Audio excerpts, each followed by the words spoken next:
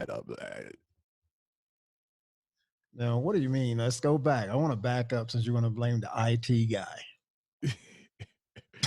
I'm saying, listen, every time we do this, practice session, live, it doesn't matter.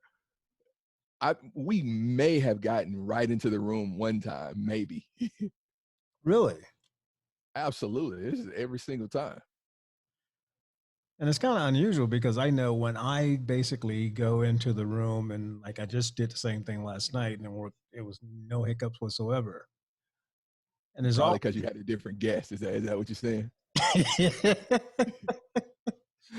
But it's like there was no hiccups. Like this because there was a podcast this afternoon, and I had to make sure everything was set up properly. Like okay, and everything worked fine.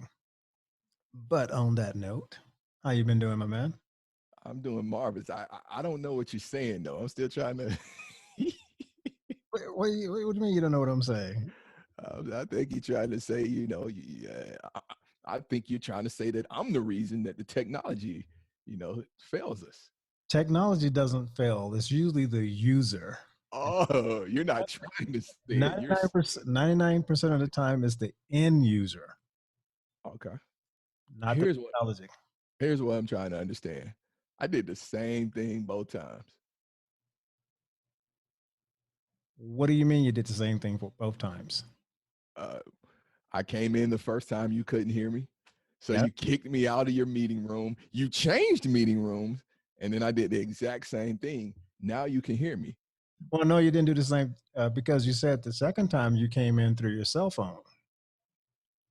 You tested the cell phone to see whether or not you was having audio and video, which showed that you were. And then you came in with the computer.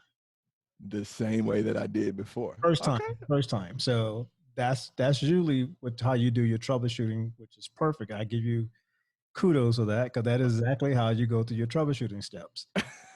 I like Seriously, that is. Like it. You eliminate. It's called a process elimination. As long as you can eliminate what caused what, and that normally does it pretty well. Again, like I said, it could have been a meeting room because the meeting room probably wasn't configured with audio. I will have to go back and check and see. Absolutely. I was trying to eliminate me. And well, we can never eliminate Tavarus Hogan. And on that note, let's give an introduction here. One moment. You're listening to the HNC Let's Talk podcast, hosted by Dexter Brooks. Thanks for tuning in to HNC Let's Talk podcast. We partner with subject matter experts to provide candid conversations on health and lifestyle. Here at HNC Let's Talk podcast, mental, physical, spiritual, financial, and health are all connected. This episode of HNC Let's Talk podcast is sponsored by HealthNet Co. Together, we make insurance simple.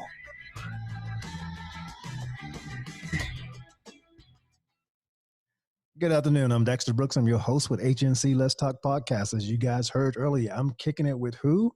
Tavarus Hogan. What's going on, my man? And you guys heard us talking because he had technical difficulties. Notice I said he.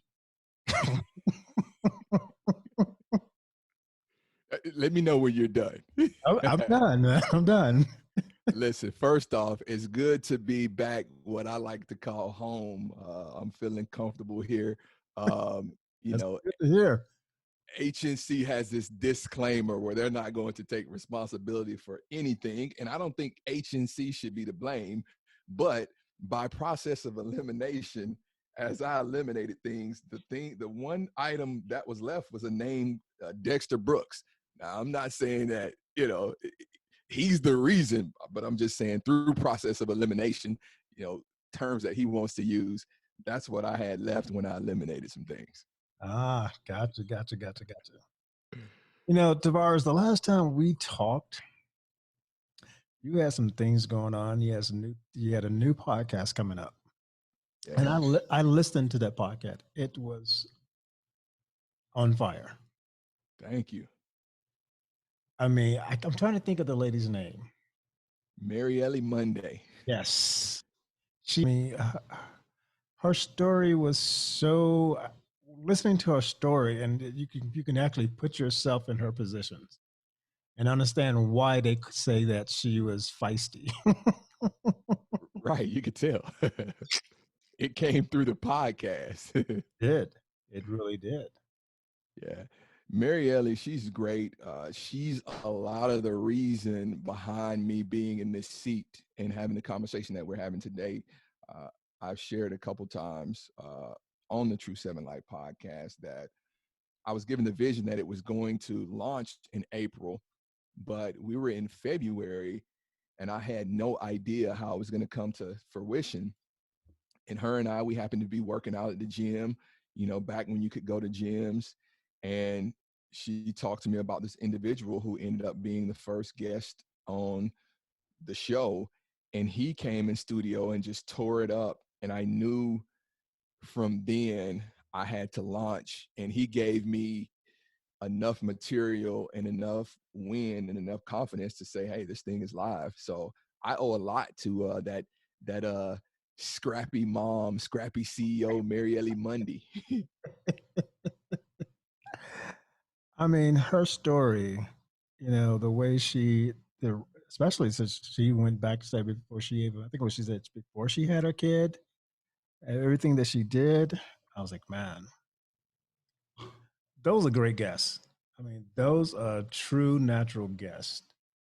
Have you did any more podcasts since then, since hers? Yeah, so we release on the 7th and 21st of each month. She was the second guest. I think she was the 21st of April. And then May 2nd, we had an honored young lion, Timothy. He has a great story, former Marine, the few, the proud. And we have another podcast coming out on the 21st again. So by the time this airs, we will have, 4 to 5 out already. Okay, because I see honored young lion Timothy. He's the CEO of Crossover. Yep, FedEx. FedEx. Yep. It's...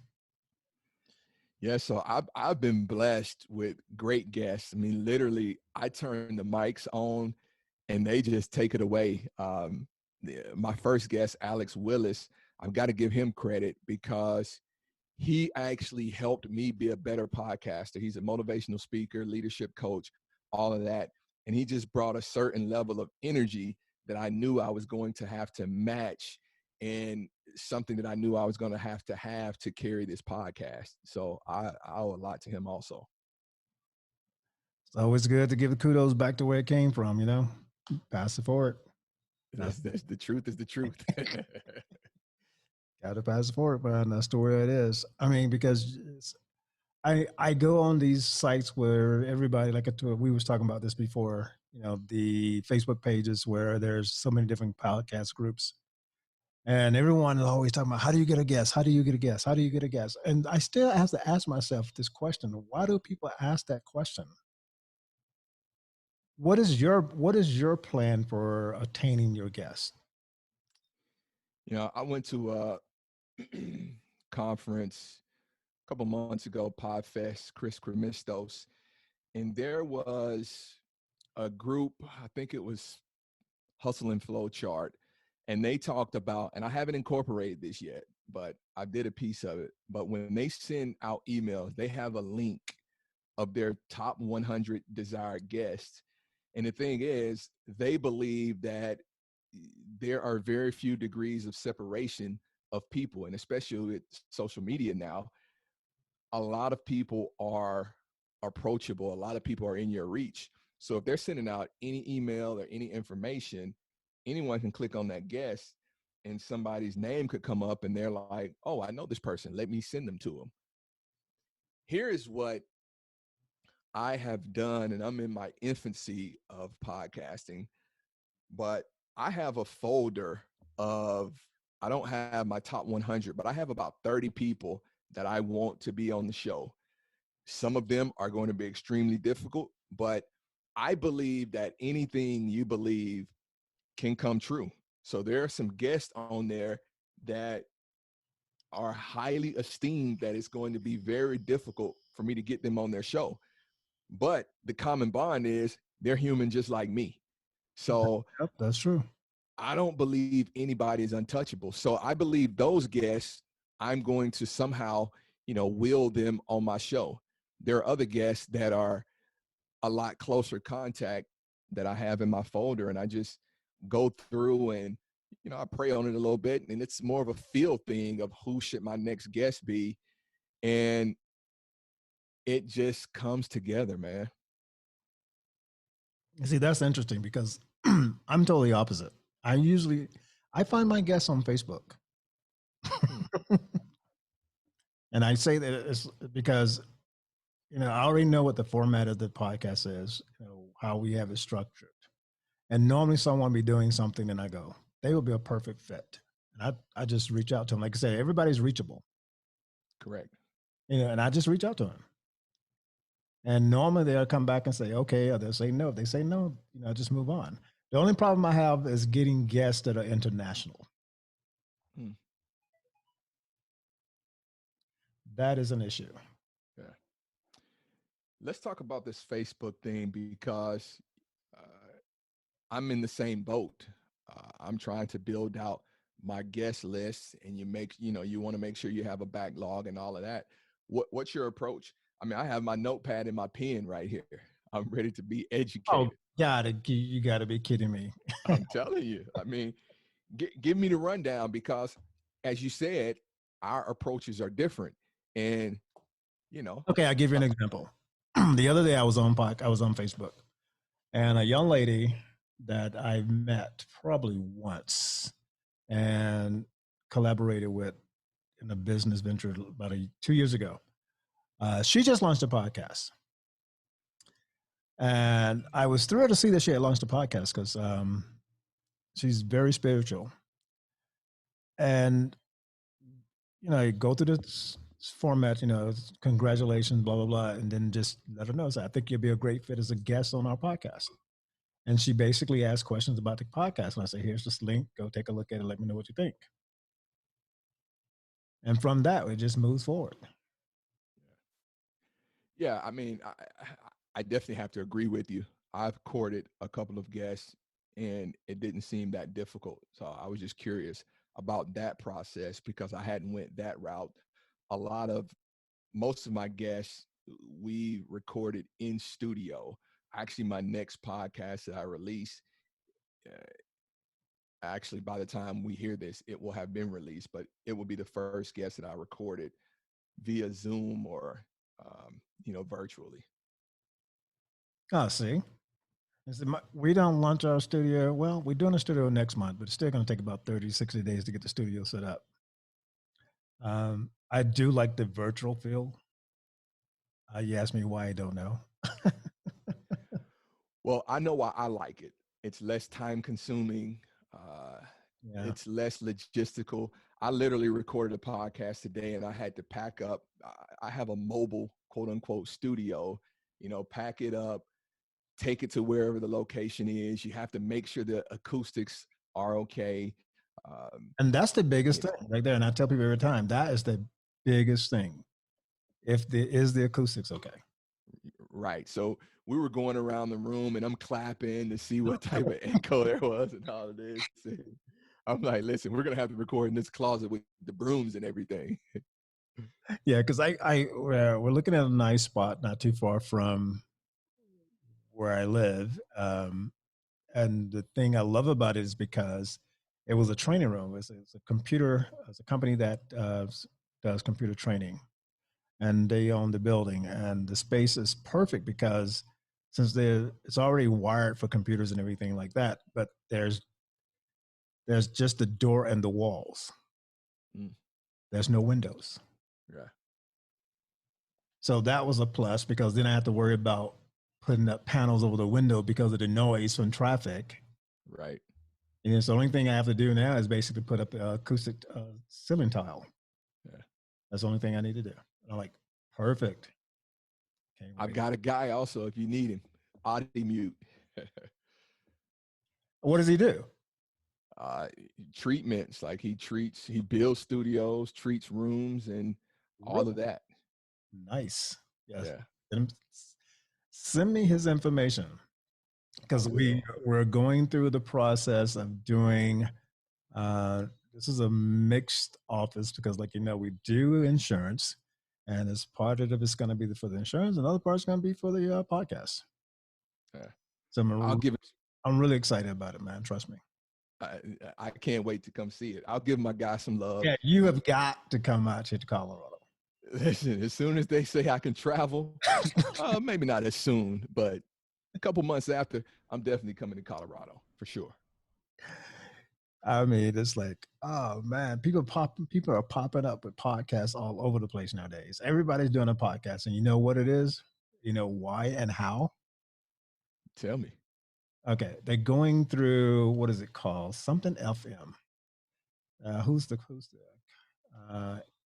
This is definitely news to me. Yeah. See, while you're looking, let me give a shout out to my guy Mitch Zlotnick from Audi Mute. He can do your room treatments and everything, and I'll make sure I send you that info. All right. I got an email from those people, and I deleted it because everybody wants you to utilize their, format to host your podcast. Right. And one of my buddies that's in California, he's been doing the podcast. Well, he hasn't been doing podcasts. He's been doing YouTube and all these different things like this, but he never did a podcast. So all of a sudden he jumped into podcasting. Yeah. And I'm like, well, it ain't that simple, right? Now, when people hear good quality and all of that, some people make it seem simple, and some people have a good system, but yeah, when you first get in and you're trying to do it, I don't think there's any simplicity to it at all, especially if you're trying to do it at a high level. That's one thing I said, well, it's not that simple. So I'm sort of surprised that he jumped into podcasting. And then I found now that he's utilized this particular hosting company. I'm like, okay, that's why, because they basically have everything already set up. And the only thing you got to do is basically just talk to your phone. Hey, that's good. That's it. But you got to realize, when you're talking to your phone, you're not going to get the same audio quality. Correct. And yeah, I don't know about editing and all of that. I mean, I guess it's probably just uploaded from what you say. Right. Everything is basically real time. So it's real time. Whatever you say is there, and then you can go back and delete whatever you want to delete and correct whatever you want to correct. But it's quick and simple. It's like a plug and play with Microsoft for podcasters. Right. And so that's why you're getting a lot of people jumping into it now. But I tell people, so the thing is, if you don't look at your quality, and people don't look at the quality, the thing is, there's more to it, because even they look at the AAC file and say, that's it, I'm done with it. But then if you go listen to your podcast, if you listen to it on your computer, it sounds one way. You listen to it in your car, it sounds a different way. As you listen to it on your television, it sounds a different way. So you're going to want to make sure that sound quality is equal across every device that can stream a podcast. Right. And listen, I'm all for authenticity. A lot of people say they want the ums and ahs and false starts, and I get that. Yet again, there's something to say about a quality edited podcast. It's easier to listen to. It's more pleasant. And I think you're going to have more success when you put the time to enhance the audio quality. That is absolutely true. I mean, yeah, I've listened to and you, like I said, you're in the early stage and your podcasts are crisp. Yeah, I appreciate it. And I'm still, working out kinks and learning and growing and all of that. So, but I've put a lot of work into that. So thank you for saying that. Yeah, I see the work you've been doing. I think you've been doing some promotional stuff too, right? A little bit. I'm just trying to figure it out. One thing I'm going to do is be active. Half the time, I don't know what the heck I'm doing, but I'm just doing. I've always been the type of individual to kind of lay back and all of that, but man, I'm just going for it now, to tell you the truth. Yeah, I saw this promotional for what was this? Some type of drinking water in California. Oh, Aqua Equity, my guy Ryan Morgan. Yeah. And so, he's a former colleague of mine. He sent me some samples. It's electrolyte enhanced purified water. It's called Aqua Equity. They're in the early stage, and the water is delicious, and it's, extremely hydrating and all of that good stuff. Got to take a look at that. What was his name, Ron? Ryan Morgan. Ryan Morgan. Hey, Ryan, this is Dexter Brooks in Colorado. Send me some samples and we'll put them up on we'll put them up on our site, because we now do have a website that sells merchandise. Yeah, and right now he's local to Cali, but he would be good to get on the show. And by the end of the year, they'll definitely be expanding distribution. So he'll be a great contact for you. Yeah, tell him start early. Listen, we have people in Florida. I think I just posted once, and I had a guy from Florida contact me about distribution also. So I reached out to him, and he just said he's not quite ready to, you don't want to grow too fast before you can handle the capacity. But it's a good thing, from one post, he has people asking about it. That's all it takes, is that one post, because you'd be surprised right now. Like, I've been noticing, like, due to this COVID situation, a lot of companies are closing. Yeah, I hate to hear that. I know, man. That's what I've been like, whoa. Listen, the other night, back to the one post, I was trying to tell my wife that I was an influencer. She's like, laughing at me. So did she really laugh at you, man? Did she? Yes, I think this validates the fact that I'm an influencer. I got two people, asking about Aqua Equity after one post. I mean, I think that's influencer status. Yeah, it is. Thank you. That is exactly what it is. But yeah, back to your point, it's sad, it's unfortunate what's going on with some of the businesses. Here's my hope. A lot of times people get into situations that may be not for them, and sometimes it takes a situation like this to get you out of it. So hopefully some of those individuals that are losing their businesses, hopefully it's for the good and it's for the long-term betterment. But I'm not talking about new startups. I'm talking about businesses that have been in business for a long time. There are people that have been in relationships for a long time. That's just so wrong. That's why my show is called True 7 Life. I mean, so just because you've been in business for a long time doesn't mean you need to stay in business.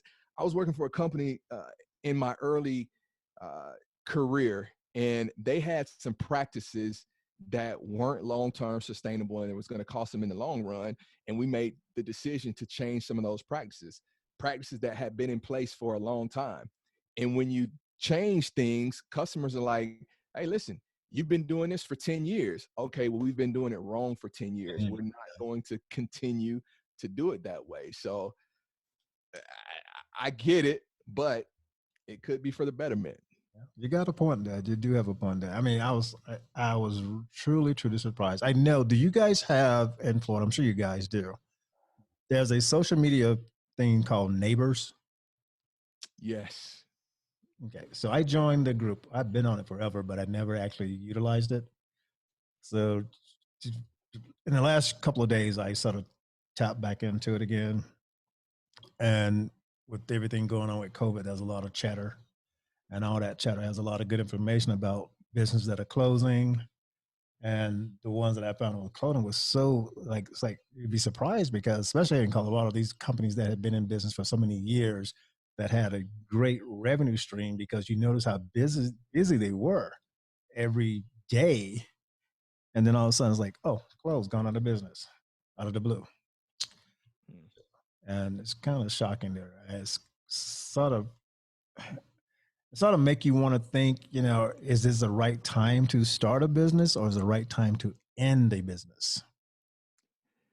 I believe it's situational, and I don't want to be narcissistic or insensitive, but everybody's situation is different. For certain people, it is the absolute right time to start a business, beyond a shadow of doubt. For others, this is an opportunity for you to shut your business down, there's a buzzword going on now. Everybody's saying pivot, pivot, pivot. This is an opportunity for some people to pivot. For some people, it's an opportunity for you to hold on, for you to test your faith, for you to stay the course and just endure and build some confidence and see yourself through. So you're either going to pivot or you're going to either reinvent. You're going to not necessarily reinvent. For some people, you're going to invent. For some people, you'll pivot, which is similar to reinventing. And for some people, you just got to hold on. You've got to fight. A lot of times when times get tough, and it's tough on Monday, and it's tough on Tuesday, and it's tough on Wednesday, and it's tough next week, and it was tough 3 weeks ago, that's where businesses are made. That's where greatness is made, all of that. If you've been struggling and struggling and struggling, and you're still above water, keep struggling, because at some point the struggle is going to be over. So if you can say you're struggling, keep struggling. As long as you don't get taken out, keep struggling, because we're in a time right now where a lot of people are struggling. Yep, that is an excellent point, because as long as you're struggling, you're above water. Yeah, keep struggling. That is so, so true. So tell me, what's been happening down in the Florida area since, we don't, this is a strange thing. We don't hear a lot of news about Florida. Out of every state, we hear news about Texas, Georgia, California. We never hear, what is it? You guys have like news blocked or something? I guess being in Florida, I'm definitely more exposed to it. And friends of mine that aren't in Florida, they're definitely always asking me questions about Florida. Because you don't hear anything. That's my point. You don't hear anything. Well, somehow everybody heard that the beaches were open. Yeah, we did hear that, because that was a big thing there. But if that's the case, I feel much better about being in Florida, because I am a private person. But here's what's really going on in Florida. And, last time we talked, I didn't really want to speak on the situation. I've given it a little bit more attention. I'm much more educated on it. And there are people that are looking for my opinion on it. So in Florida, we're loosening up the mandates and loosening up the restraints.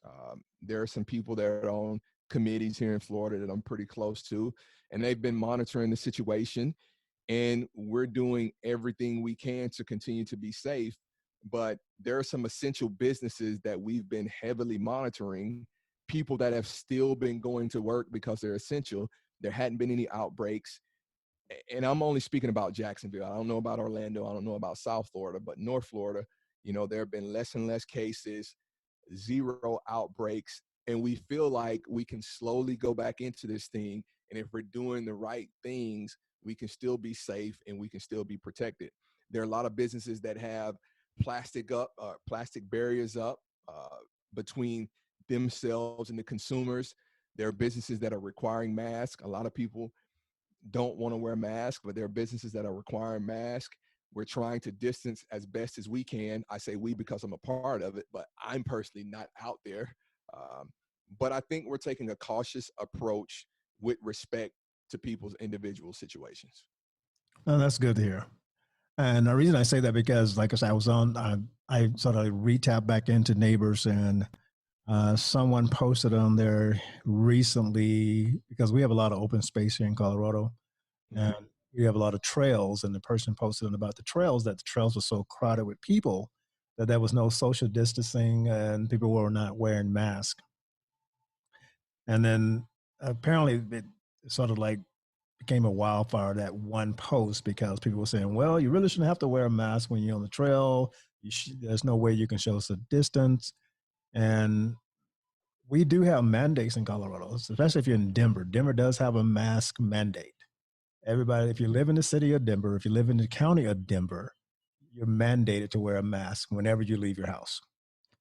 And being on Neighbors, found out that there were people that didn't even realize that was a mandate, because apparently the communication had got broken down. Some heard the last update that said you can wear a mask when you enter a building only, or going into a restaurant, but didn't hear the final decision, which was that you had to wear a mask, period, whenever you left your home. And that piece came about because we also have a lot of condos in Colorado, and we have a lot of high-rise apartments. And every rule that was put in place sort of left those group of people out.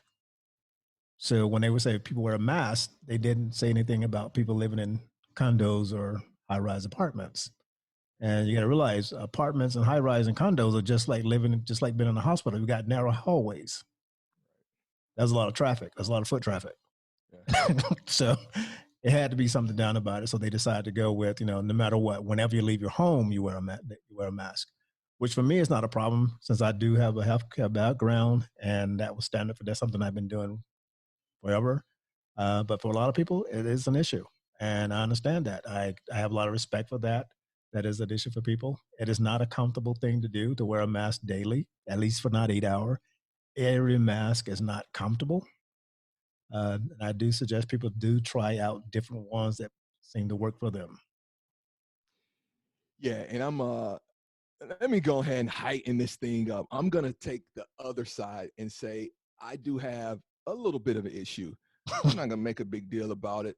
But somebody that has to wear a mask 8 hours a day, I get it.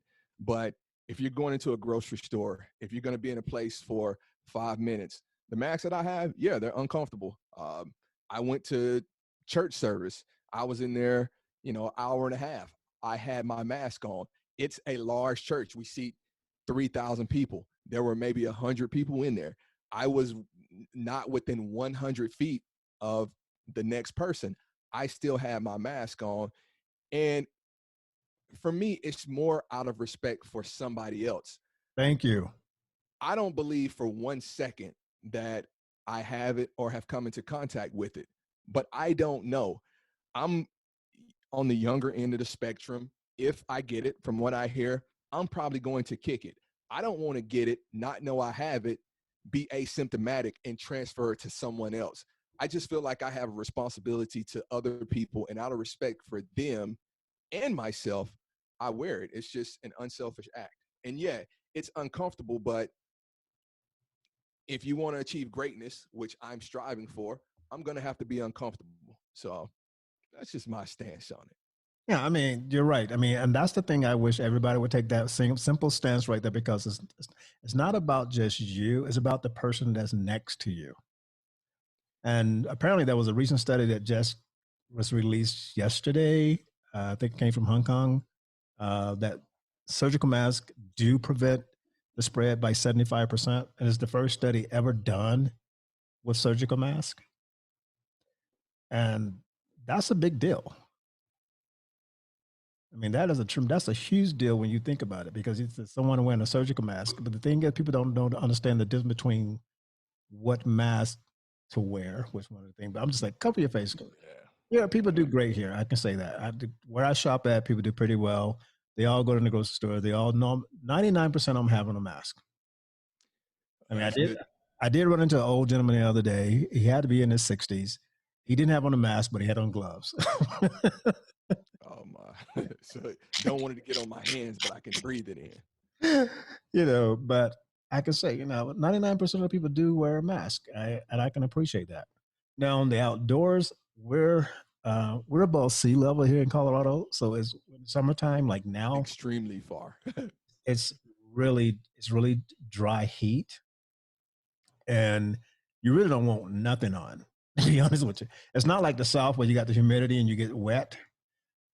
Here, there's no humidity, so it's just dry heat, and you feel miserable. Even if you have a cloth mask on your face, it just makes you feel miserable.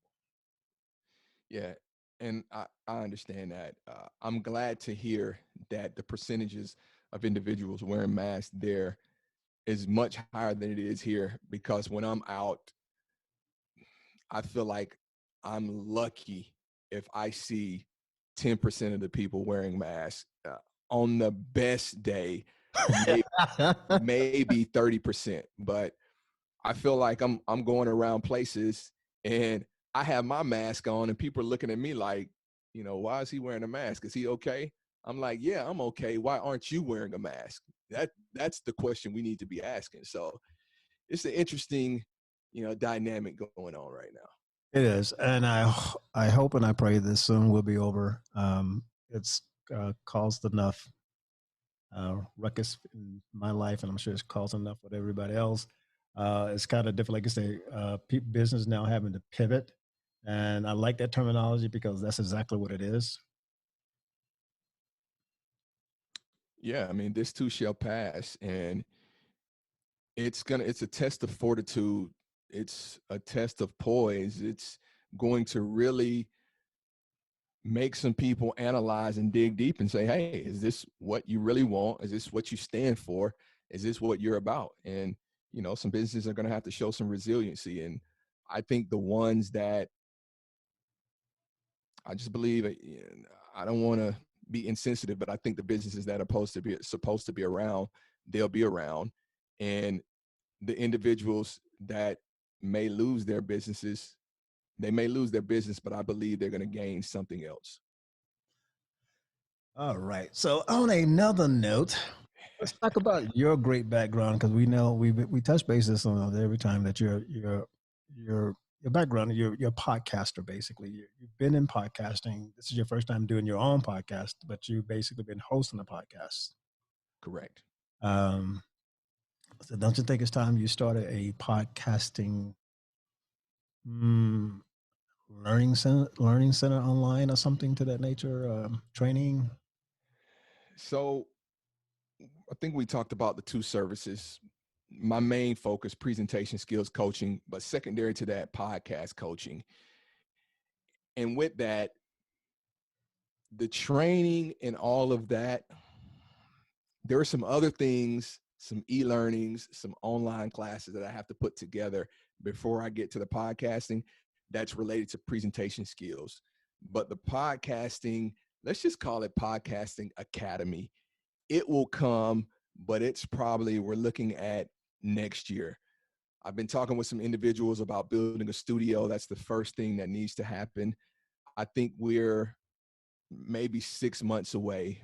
I'm hoping we can have a temporary space in the next 2 months, and then we can build long term in 6 months. Once we have the studio up, there'll be a place where we can go bring people in, coach, mentor, develop, all of that, and it will allow this service of podcast coaching to really develop and really grow.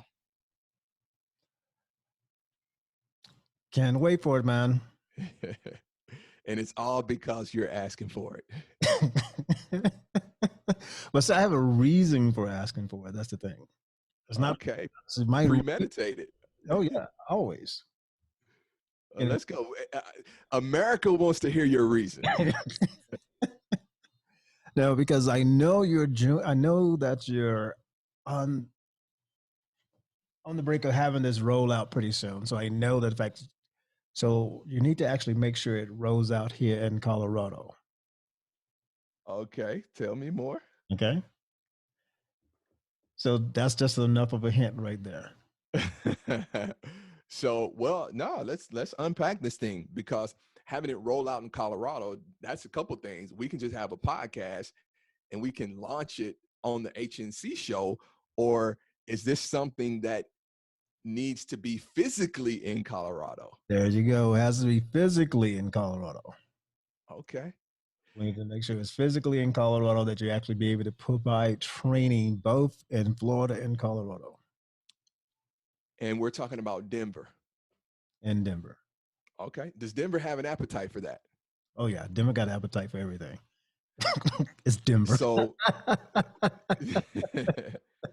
listen, I have people in Denver, so this could be a reality. It's a 2021 reality for sure. But if we can find the right partners, I have the resources. And if Denver has an appetite for it, let's speak that thing into existence and let's let it be. Absolutely. Because like I said, I live in DTC, which is considered Denver Tech Center. So everything here is basically, to me personally, is technology driven. Okay. And like I said, podcasts are growing rapidly every single day. There's always somebody launching a podcast. We even have we are in Colorado Springs. We have the House of Podcasts. I think I'm familiar with them. I think I've seen them on Instagram. Yeah. House of Podcasts. Yeah. House of Podcasts in Colorado Springs. Now, Colorado Springs and Colorado Springs and Denver are two different places. When I say that, when I say that, not just because one is Colorado Springs and one is Denver, I mean mindset. Yeah, I've been to both. I didn't spend enough time out in Colorado Springs to get a good feel for their mindset, but I feel like I got a good grasp of the culture in Denver. Tell me more about that. Now, but you're saying have the center in Denver, not Colorado Springs. Absolutely. Okay. Yeah, getting into Denver from Jacksonville is a lot easier than getting into Colorado Springs. But hey, my cousin's out in Peyton, Steve Hunt. I love you, man, but you got to move closer to Denver. Where he's out in where? Peyton, Colorado? Yeah, right outside of Colorado Springs. Yeah, it's just Colorado Springs is a mindset different. I love Colorado. I lived in Colorado Springs for 3 years. Great place to live. Yeah, so we vacationed in Colorado Springs. I don't know if we talked about this, but there were like deer, like literally walking up to the car. I'm like, what's going on with this? Like, that doesn't happen in Florida. They're running from us in Florida. Yeah, most of the animals here are people. I'm not gonna say people friendly, but yeah, they will come up to you. They're people curious for sure. People curious for sure. Yeah, absolutely. Yeah. I mean, that's the great thing about Colorado. I think that's one of the things that drew me to Colorado 15 years ago was the fact that when I went and had my first experience and going skiing, and was the fact that everything was just so close to you, like even the animals, you can just tell it, you can sense it.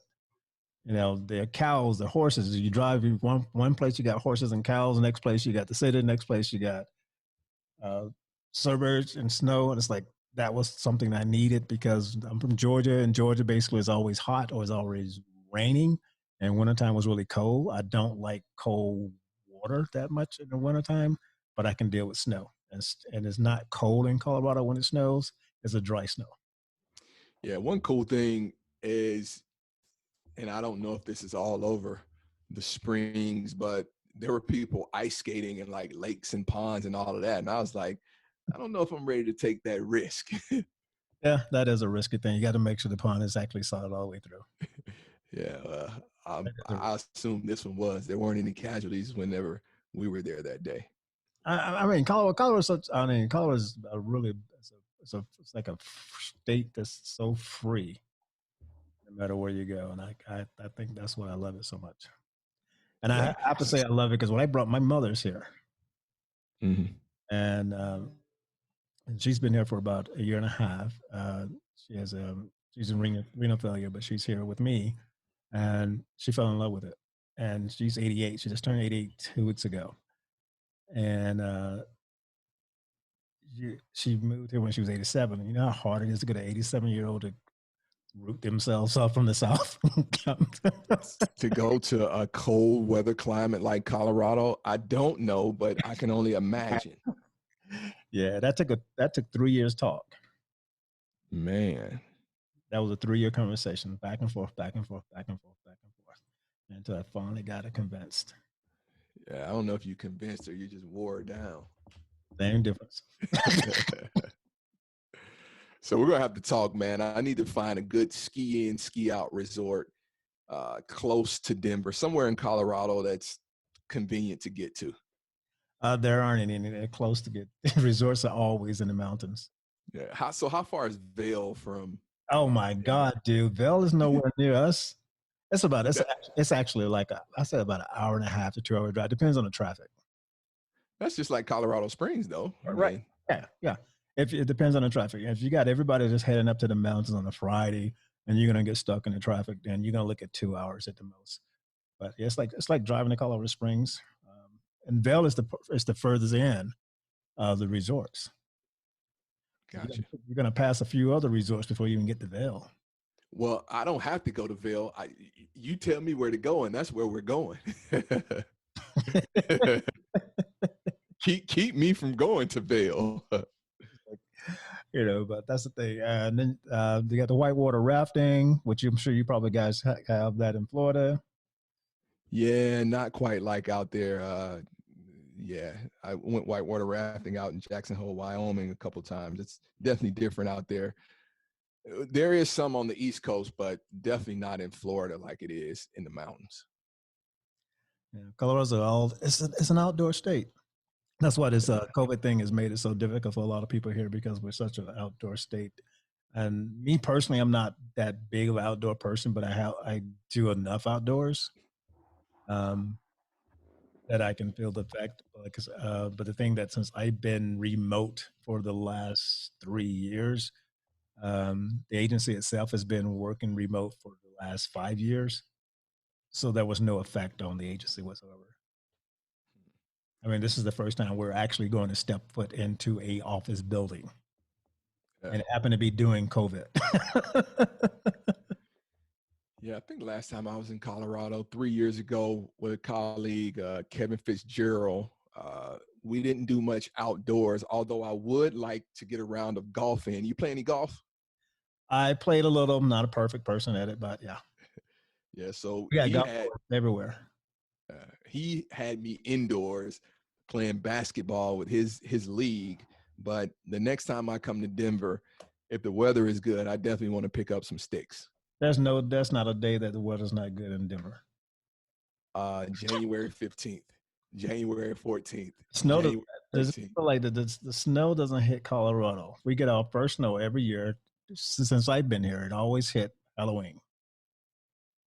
That's the first cold front we get, the 31st of October. As you and when does it break?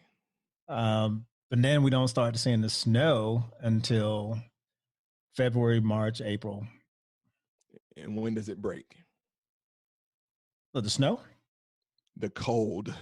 Oh, well, that's what I'm saying. Well, you don't actually see the cold until February, March, around that time. It's not really cold in January.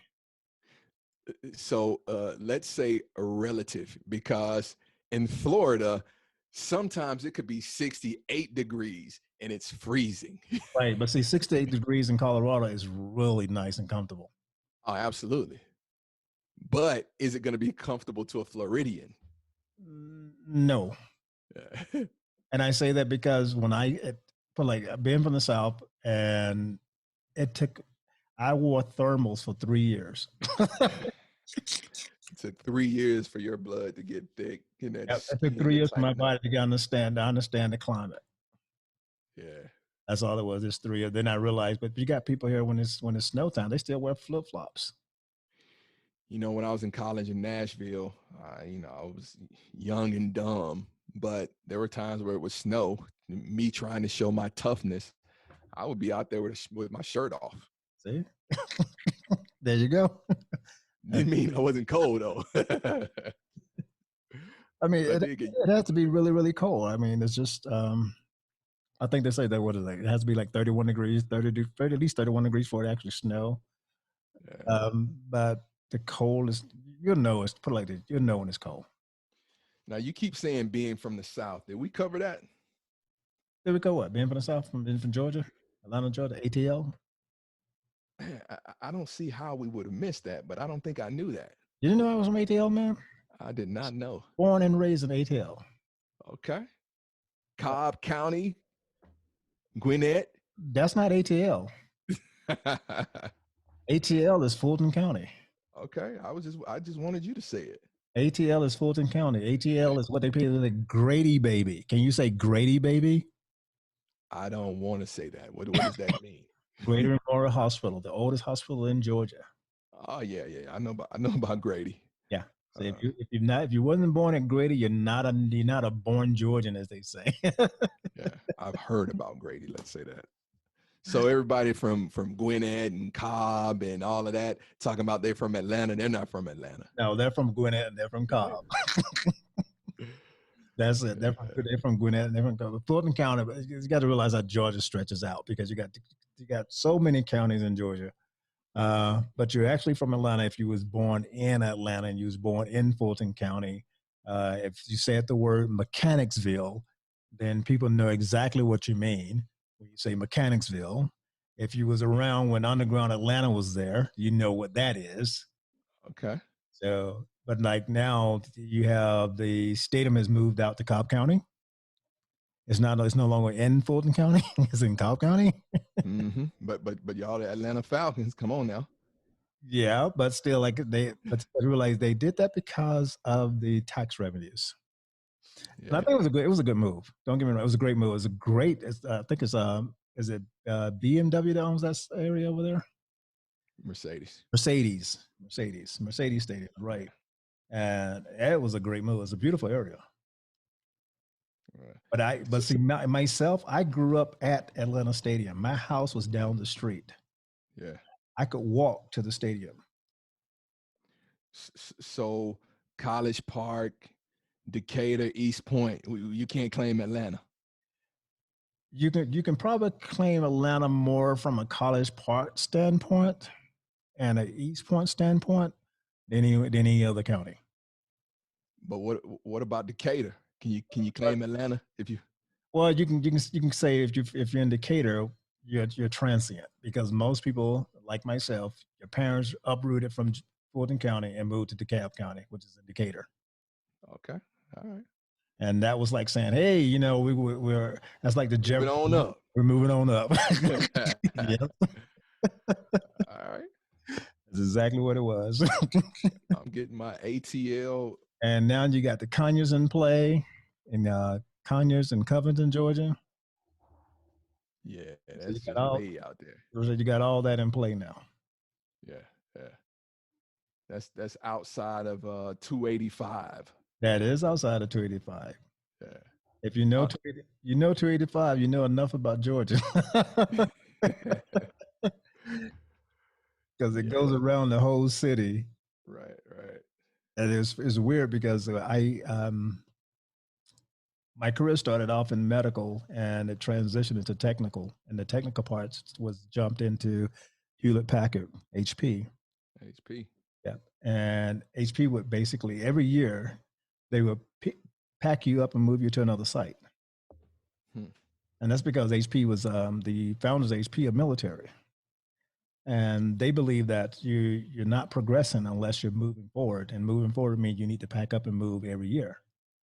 Interesting. Which was a really good concept because you actually got to learn a lot more and meet a lot of new people because you went to a whole different building, even if you had to drive another hour and a half to get to work. Right. Yeah, I mean, I like change.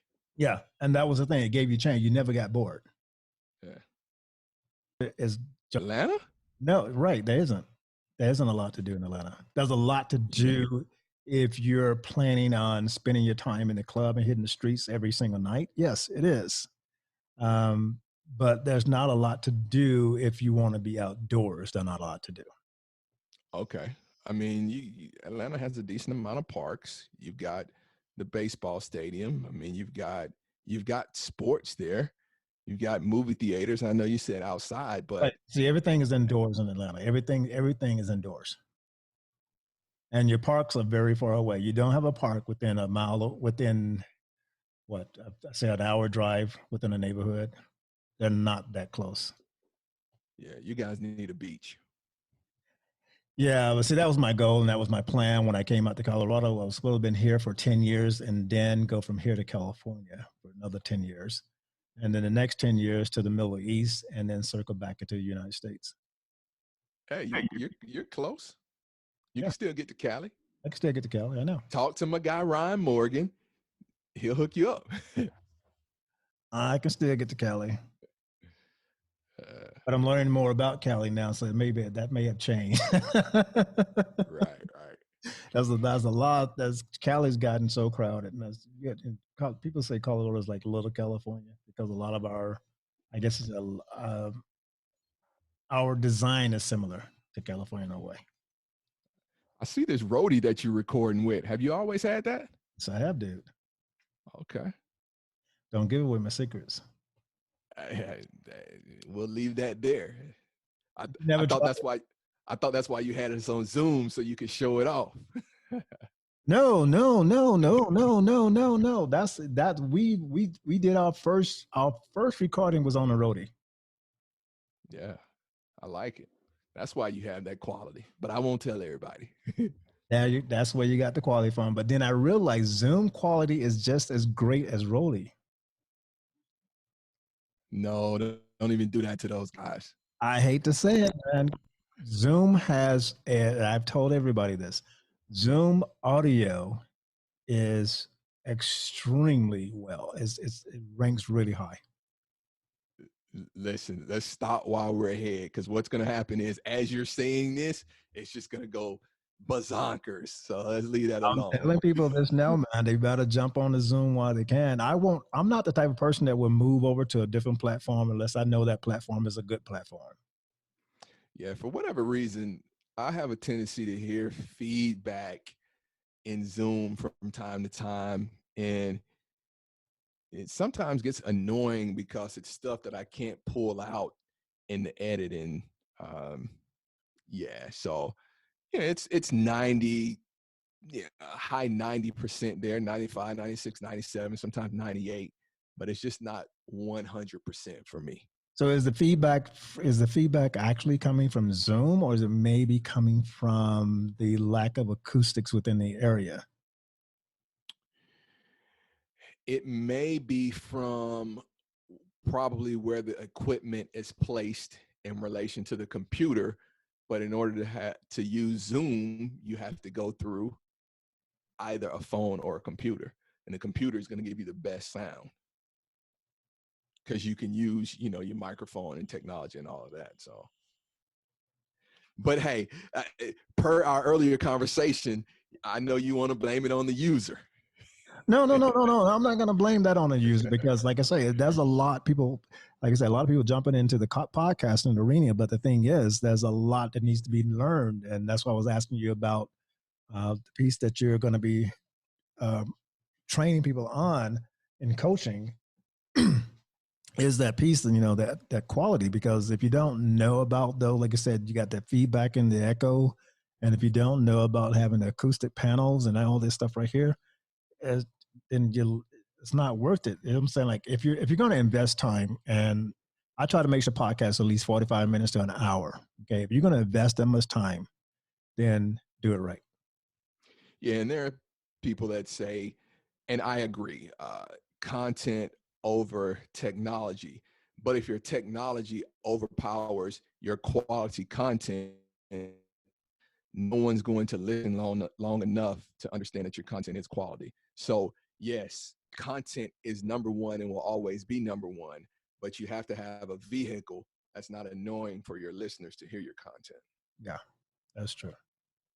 That's the main piece. I didn't know you can see my roadie though, dude.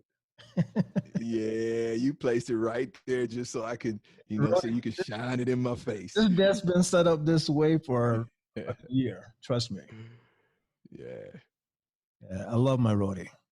I love your roadie. It saved me a lot of time. Yeah, it's a great piece of equipment, man. It did. It saved me. It's just a little bit sensitive though. If you move it, you have to be careful because if you just move it from one side of the desk to the other, it won't power on. Interesting. Yeah, you literally have to go. You have to unplug it. It's almost like you have to reset it.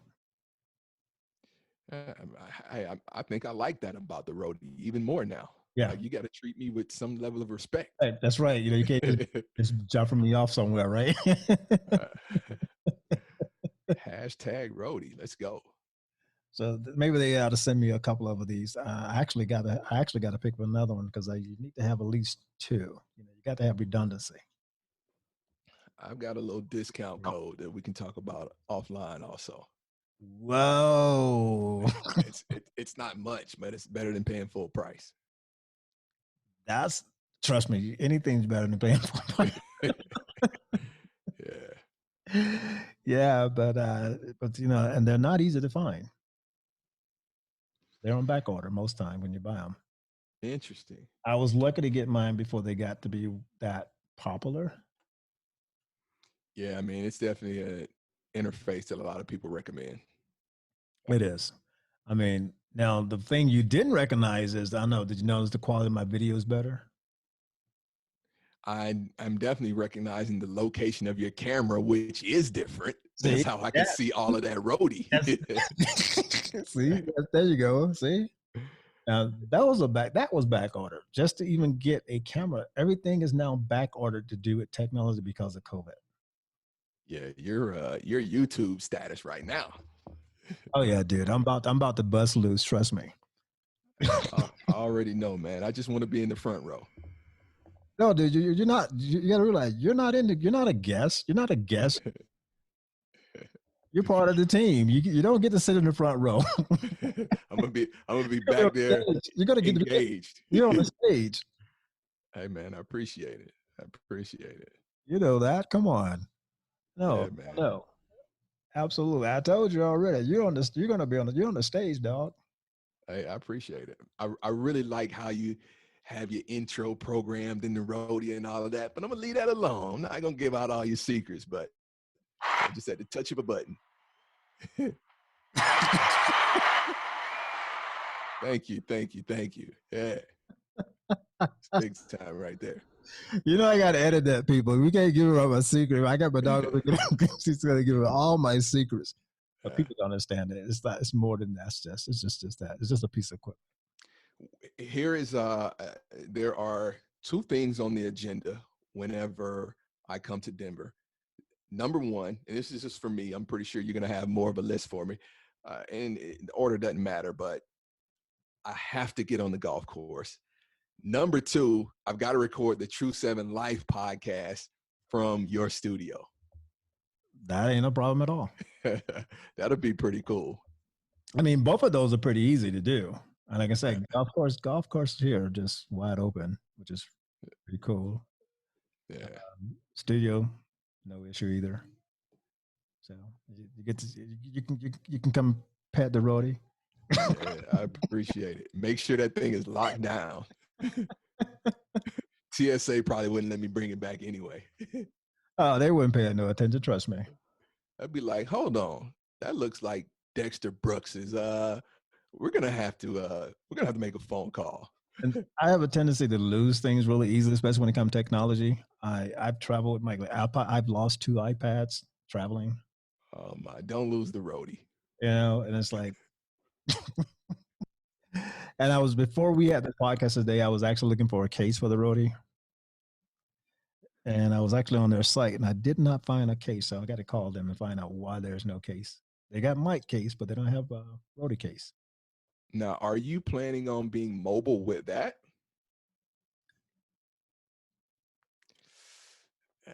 That's a lot of space. There may be a better mobile solution, but I'm going to leave that alone. Yes, I do. I actually do, because I believe that the quality is a lot better. And I'm more comfortable with it. Yeah, I mean, listen, they definitely appreciate that. Good for you, man. I mean, I am. I'm just more comfortable with it than I've looked at other, what is it, NT something boxes. I looked at those, and I'm just more comfortable with the roadie. Yeah, I'm a Zoom guy myself. Zoom H6. See, I will have to go back through and actually learn how to configure and set the zooms. Yeah. You know, I got another buddy that's in Boulder. He's a Zoom as well, but he's completely experienced with it. And he can set up in 5 minutes with it. Yeah. You know, with me, I'll be going, okay, what is this? What is that? What is this? No, with me, I want to have my black case, like Men in Black. My black suit, like Men in Black. With the roadie. Yeah, and you know where every plug goes, where every outlet is, where everything. Hey, Yep. I'm with you. Yep. There you go. Plug it here, plug it there, sit down, you move on, you're gone. That's it. But the roadie has to be powered by electrical. Doesn't take batteries. Yeah, that's the only drawback they got right now. Not that I'm picking at it. I'm just saying. I'm not going to be carrying around a generator anyway. But here's the deal. Here's the things. Someone just launched a new roadie lookalike. I think I may have I definitely saw something. Tell me more. And I'm trying to think of the name because it actually has Rhodey's name in their full name. Because Rhodey is, no, what he did, has a different name. They chose the same name. They took the back end because Rhodey is Rodecaster. And there's something Caster Pro. Half the size of Rhodey. I think it's 2 mic only. I feel like I saw that on social media, and they were tearing it apart though. They're launching it. They're now looking for funding for it. And the only thing I could say to it was that I did not believe in what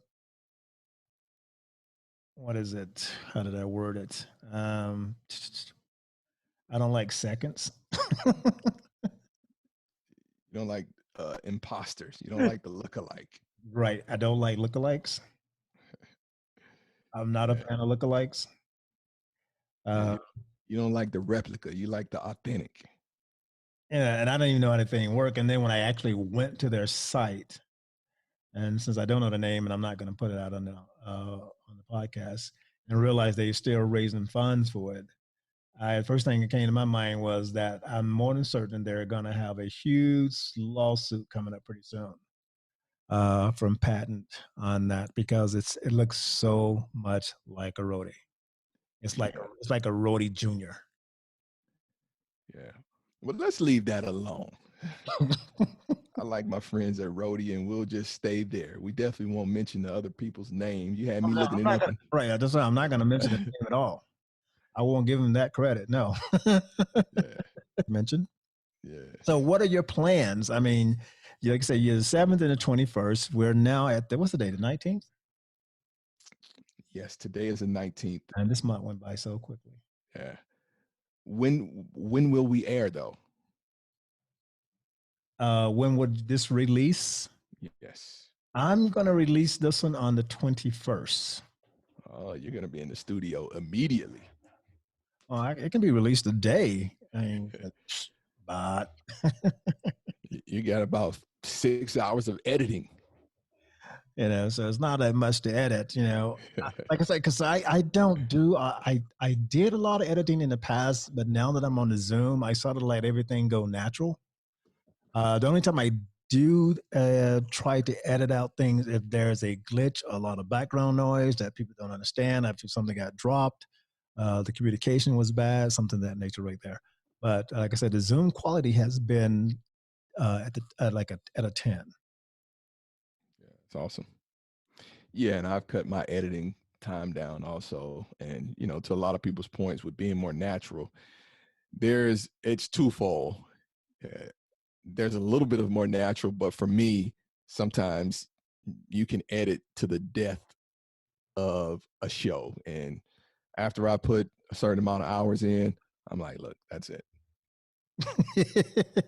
Well, just think, you don't want to edit too much. Like I said, you're looking for the quality and the sound, most likely. That's the main thing you're looking for. You're getting to the point now, like I don't do a lot of ooh, ah, bah, that type of thing. Like you and I now, we communicate, we flow. So it's very simple. Right. And that's what your podcast needs to be, that flow. As long as it's that flow, it makes it really easy. It's going to take away from a lot of that editing. Right. Yeah, I'm in that same camp. I agree with you. So I hope people learn that a little bit, because it's not the easiest thing in the world. And I don't like everything to always come across as being like an interview. Sometimes I'd rather for it to be a conversation, and less of an interview. Yeah. Nah, I was gonna say, I've been told, and I feel like I've been gifted with this. I enjoy the interview style format, especially when someone can make it conversational. Good point. Yeah. That is a good point. I mean, I have a podcast today later this afternoon with a young lady. I'm just going to give her some kudos here because I'm kind of intrigued about what she has going on. It was shocking. That's pretty cool. That there's so much that I don't know within my own backyard. Yeah. You know, but her name is Nina Sorensen. She owns a business which is near where I live, and she is phenomenal. She's a say what she say. What would I call her? Would I say that she's a psychotherapist? No, she's not. She's actually a high performance corporate teams builder. Okay. Oh yeah, she's the founder of Resilient Strategies of Solonco, specializing in employee assistance programs and consulting. But she has her own business, and it's basically set up for psychotherapy, health and wellness, physical and mental. So I'm intrigued with what she's got going on. She does this resilience strategy with this neurofeedback. Well, they can do this neurofeedback and this body feedback to help you relieve stress. And I'm curious to see exactly how that actually works, especially now in this time of day. You know, being from corporate America, I know how easily people can get stressed out because in corporate America, there's so much competition, and you're always looking over your shoulder to make sure things are going right, and you're always running and never having time to catch up. Nina Sorensen. Yeah. Share that guest with us, Dexter Brooks. She sounds like she needs to be on the True Seven Life podcast. I thought you would say that. Yeah, you're always calculated. I knew you were bringing her up for a reason. I thought you would say that. So I will definitely make sure I pass her your way. Because I think she'll be a great fit for your podcast as well. Yeah. Hope you guys have a great show. Yeah, I think it's going to be pretty good. I think it's going to be pretty good. I don't have any complaints. To me, all shows are good. All shows are good. Even the shows I've been listening to, people like I said, people that start off these new podcasts and they're using these simple apps to do their podcasts. Some of them are pretty good. I'm not gonna lie to you. Some are really pretty good. Yeah, and one of the things that we coach over here when we're coaching new podcasters is honestly, we encourage them to just jump in. And when you just jump in, those first 2, 3, 4 first season or whatever, it may not be that great, but at least you get that experience and you know where to build from. And I believe, and we've seen that audiences enjoy to go on that journey with you. They can remember that first podcast where it was jumbled and stuttering and different things going on, to that 10th podcast where you grew to that 3rd season and you're just dynamic in front of the microphone. So audiences appreciate that level of authenticity. Oh yeah. I mean, and speaking of authenticity, I want to give a shout out to a new podcaster. And I was speaking about her earlier. Her name is Sparkle Robinson. She just started her podcast, and it's called the name of it is she's Spanky, a Sparky. She's a prophetic ministries. Her intro was really deep. I mean, she did a damn good job on the intro. I listened to it, and she hosts a podcast on Anchor FM, and that's the one I was talking about, Anchor FM. I got you. But she's a natural. Yeah. I mean, she is a natural. I was very impressed with her intro for her podcast because she tells a story of her life. How she found God and how things change and her beliefs, and it's really deep. And I definitely have to get a shout out to her for that because I was very impressed with it. I had to give her kudos. Yeah, I will definitely be looking for that. So you get a chance to take a listen to her. She's awesome. Will do. Subscribe, rate, and review. Subscribe, rate, and review, my man. That's what you got to do. Because you're not going to learn if people say, hey, you know what? Everything you do is awesome. Yeah. Now my public review, will be everything you do is awesome. But if I have some, constructive feedback, we'll do that in private. So let's see here. We know you are on the 7th and 21st. And who's your next guest you got coming up? I'm the type of guy that I like to keep a little bit of suspense because I want the listeners to have to listen in to find out who the next guest is going to be. So question, what did you, being a coach on podcasting, give us some feedback on coaching. I mean, what is it that you suggest podcasters do? Number one thing is just to get started. And we'll give a shout out to Anchor because they're a free platform and it's extremely easy to get started. I use Buzzsprout. They have a 3-month intro before you have to pay for a paid subscription. But I encourage people to get comfortable with hearing their voice, get comfortable speaking, determine what type of format you're going to have, and just get started. I believe activity brings about positive results. So if there's one bit of information that I could offer, it's get started and get comfortable hearing your voice. That's a good point. Because I think we touched base on it before about getting comfortable hearing your voice. And for myself, as you get older, your voice changes. When I was younger, I was more musical. So I actually cut an album, did a lot of singing. Today, I couldn't probably carry a tune. You got a couple octaves over there.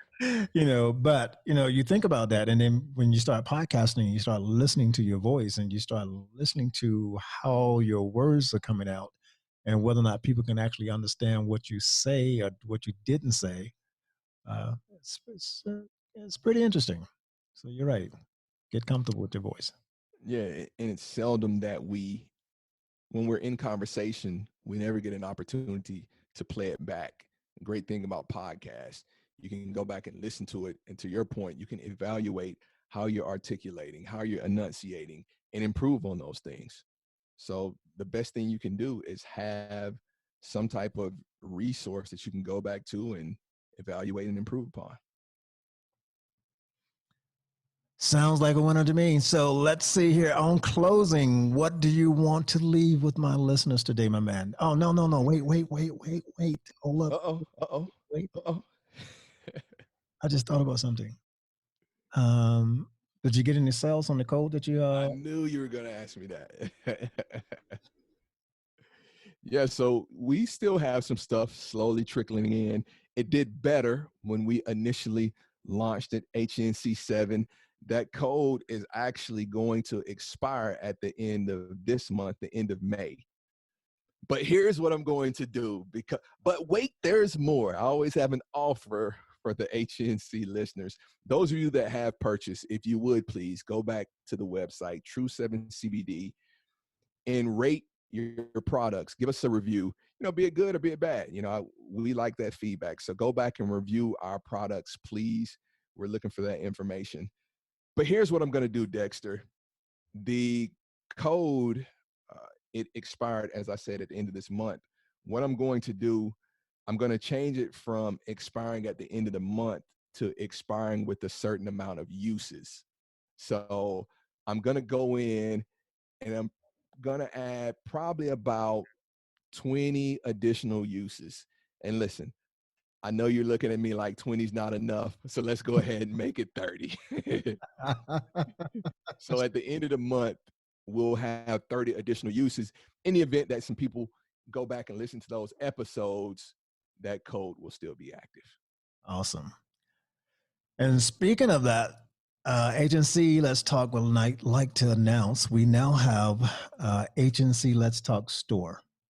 with the surge of COVID-19 and market demand for products like hand sanitizer, we partner with manufacturers to provide and supply affordable products, which features hand sanitizers and masks. The website is hncletstalk.store. And there's a 10% discount for hand sanitizer with the code COVID-19 on checkout. Minimum of two orders for the sanitizer because they go fast. Everybody's looking for it. See, I'm always busy, man. You see that, right? I'm telling you, man. That's a great thing you guys are doing with the hand sanitizer and mask. Oh, yeah. And so one of the things that happened that I noticed and being in, like I said, been in healthcare, when COVID first started, the first thing they did was pulled all the PPE. All PPE was pulled from the markets, and that included hand sanitizer, Clorox, masks, Lysol, those type of things. That's why you can't find it in the grocery store. It was for the front line only. So it left the public with nothing. You couldn't find Purell. Right. And you still can't. And as long as COVID is out there, those things will be limited. But we were able to partner with the manufacturer to be able to provide hand sanitizer, not just plain, but with alloy, so it doesn't dry your skin, to assist in this type of situation so people can actually have hand sanitizer. Now, masks are a dime a dozen these days. Everybody got masks. But everybody don't have hand sanitizer. Correct. So that's a good thing. And I'm glad to be able to do that. It made me feel good to be able to give back that way. Absolutely. To sign off, I want to thank Tavarus Hogans for joining us again at HNC Let's Talk podcast. And guys, he will be back again. As you said, he's very active, and he's already working his way to visit us here in Denver, Colorado. And I think that'll be, what? This is what I wanted to throw at you here before I sign off. You always have an angle. Well, you were talking about your first podcast event that you went to. Mm-hmm. And I know that they're not probably doing them now because of COVID. Mm-hmm. We need to figure out a way to do those virtual. There are some people that are doing them virtual. We will have to dig into it more offline, but Podcast Movement, which is the largest one, they were having theirs in August. They do have a date. They moved it back to October. So they have a date. It's a flexible date. They're big enough and wise enough and smart enough to know that they're going to do the right things and not put people in jeopardy, which is why they took time and they moved it back. If we get closer to that date and it doesn't look good, I know, Jared, the guy that runs it, he's going to move it back again. So that is on the books, and that is a great one to go to. But to your point, doing something virtual, I'm all about starting something virtual and allowing it to grow in spite of these other ones that are live also, because there is an audience for that. There are going to be people that can't get there. Right. That's the main point. There are people that cannot get there. And I'm always looking out for the persons that are not able to travel and the people that are disabled. And that's important to me, that I recognize those fact that people that do have issues with getting to locations can do things virtual. We need to do more things virtual in this life. And I think COVID has taught us that. I think that was a wake-up call to everybody, that we needed to start doing more things on a virtual basis because it's necessary. Let's get a date on the books. I know a gang of people that would love to log on and log in and help us out. All right, my man. And until next time, Mr. Hogans, thank you again for joining HNC Let's Talk podcast. Always a pleasure. Oh, really?